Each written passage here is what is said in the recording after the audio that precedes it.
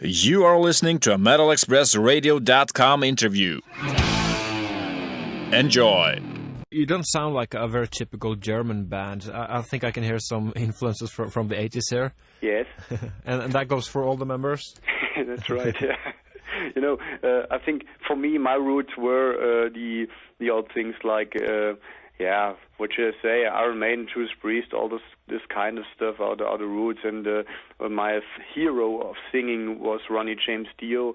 And, all this kind of music, I think that's the influence of mine. And I like the old Vicious Rumors things. And, I think you can hear those influence in our music.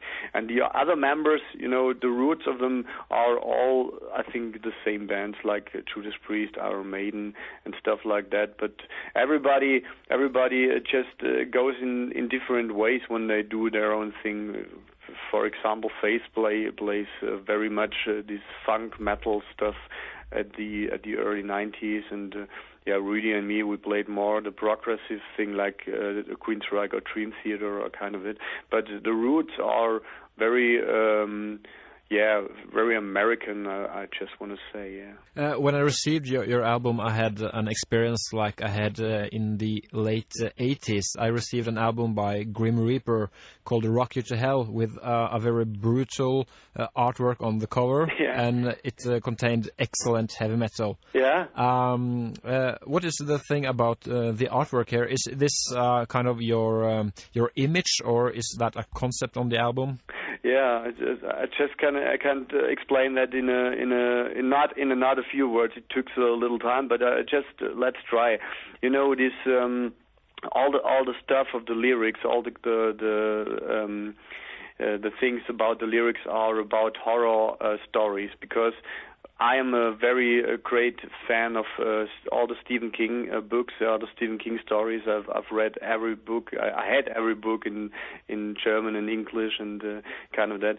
And I just when I started writing the material of Rawhead Rexx, I just got an idea to put all these little stories, or some little stories of Stephen King and stories of my own, horror stories, to the lyrics, to the songs. And that was the idea, and I started to do that, and it fits, it works. So I just said to the other guys, hey, come on, let's do it, all this Rawhead Rexx stuff, let's do it in a little horror psychedelic stuff, all this in that way. And we began with the name Rawhead Rexx. The name depends on a 70s low budget beta movie from Clive Barker.